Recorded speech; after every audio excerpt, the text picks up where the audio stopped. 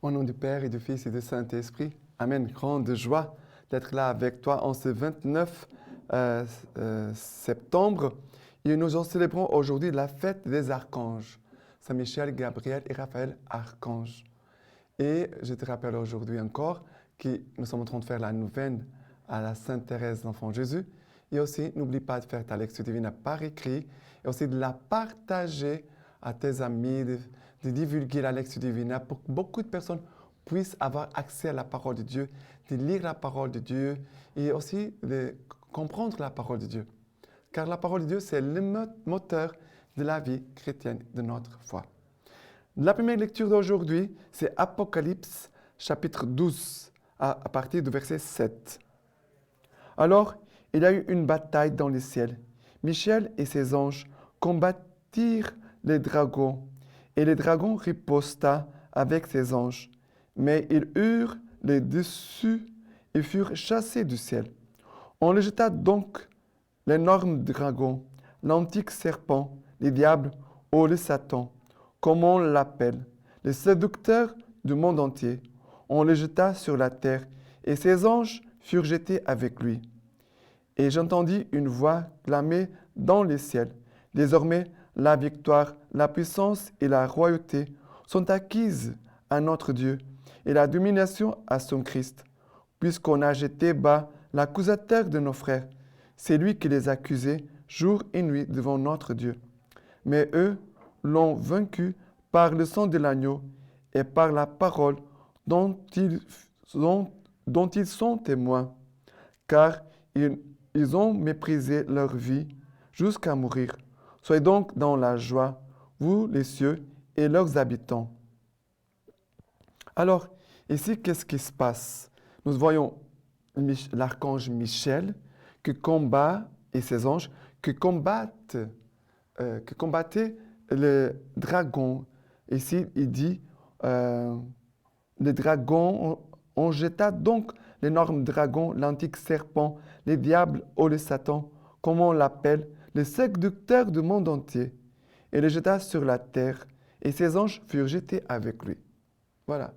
Qu'est-ce qui se passe ici? L'archange Michel, avec ses anges, qui combattent le mal. Il faut invoquer, quand il y a le mal qui se présente, les tentations, les péchés, il faut invoquer Saint Michel, archange, pour avoir la force pour combattre les péchés, le mal. Invoquer les archanges. Et aussi, il dit qu'on parle ici du serpent, les dragons, les diables, Satan, les séducteurs. Ça veut dire que les démons, les diables, il est le séducteur. C'est pour cela que lutter contre les péchés, ce n'est pas toujours facile parce qu'il est séducteur, le péché. Et en même temps, il dit, il va être jeté sur la terre. Et nous expérimentons chaque jour des tentations. Ça veut dire que le péché veut toujours nous tenter. Il dit que désormais la victoire, la puissance et la royauté sont acquises à notre Dieu et la domination à son Christ. Jésus est vainqueur. Jésus est vivant, il est ressuscité. Par sa croix, il a détruit la haine, le mal, le péché. Et il nous dit ici, puisqu'on a jeté bas l'accusateur de nos frères. Le démon est le séducteur, il est l'accusateur. Si tu es en train d'accuser tes frères et sœurs, tu es en train de te laisser conduire par les diables, l'accusateur de tes frères, qui les accusait jour et nuit devant Dieu notre Seigneur. Mais écoutez une chose importante. Les démons accusent pour nous faire tomber la personne. Ils accusent, ça veut dire pour détruire. Mais la correction fraternelle, je vais aussi dire à mon frère, fais attention à ton péché. Mais c'est pour édifier les frères, pour l'aider à combattre les péchés. Voyez la différence. L'accusateur veut détruire l'autre. Mais je suis en train de dire la vérité.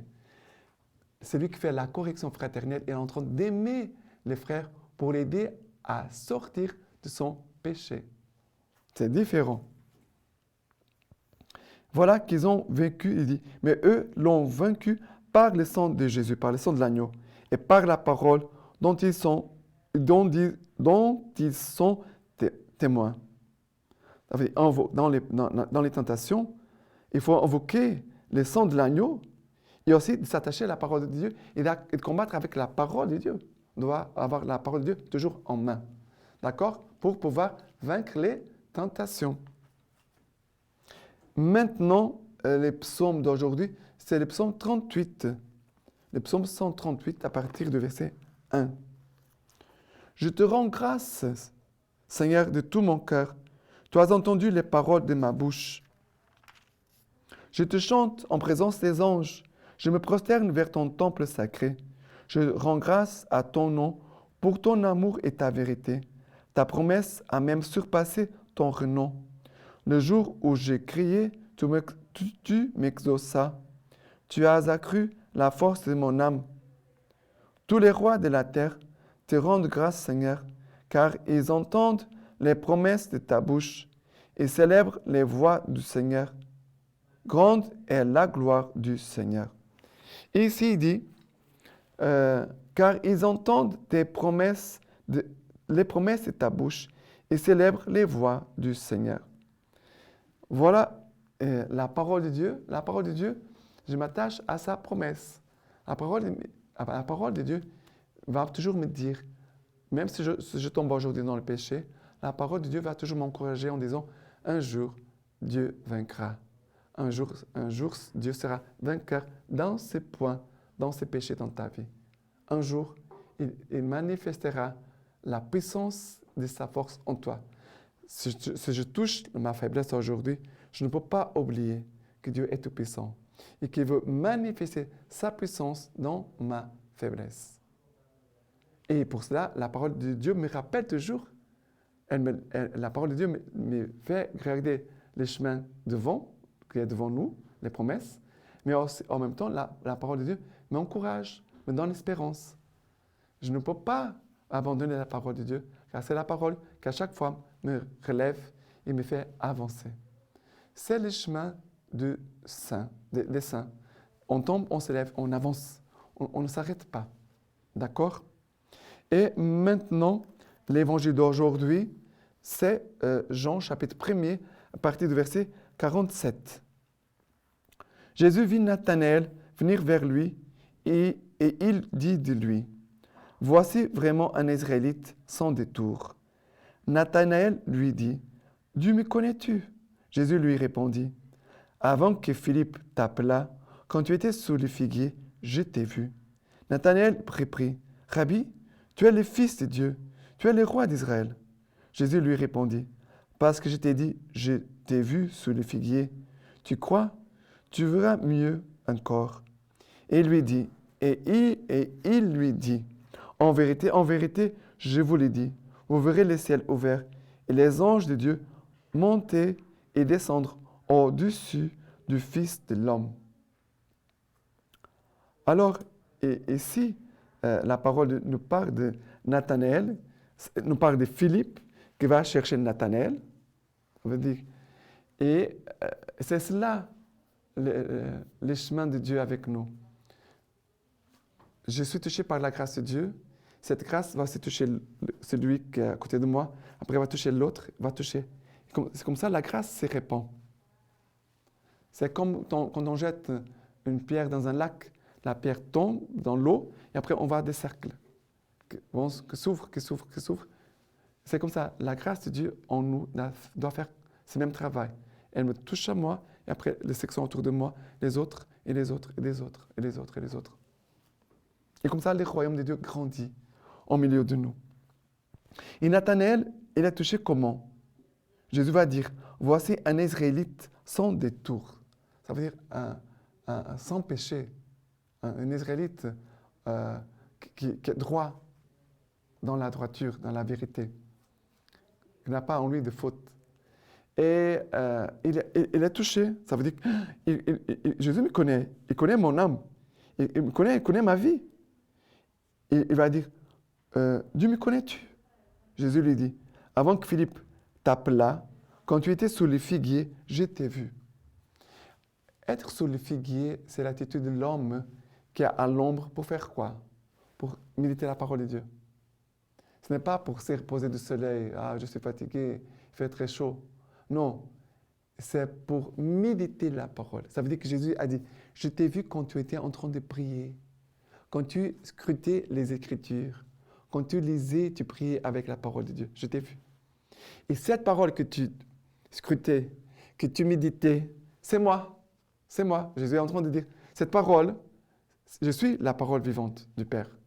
C'est moi et je te connais. Et comme c'est beau de voir comment Dieu nous connaît, la parole de Dieu toujours nous révèle qui nous sommes. Qui nous sommes. La parole de Dieu nous révèle, mais aussi nous révèle quel est le chemin de Dieu et la volonté de Dieu. Et il va proclamer sa foi. Ça veut dire, dans les moments de souffrance, d'épreuve dans notre vie, nous devons toujours proclamer notre foi. Il va proclamer sa foi, Nathanaël. Tu es le Fils de Dieu, tu es le roi d'Israël. Rabbi, tu es le Fils de Dieu, tu es le roi d'Israël. Proclame ta foi. Proclame chaque jour ta foi. Proclame. Déclare-toi pour Jésus. Déclare-toi devant les hommes. Manifeste ta foi. Et après, Jésus va dire, vous verrez les ciels ouverts et les anges de Dieu monter et descendre au-dessus du Fils de l'homme. Ça veut dire les anges, les archanges.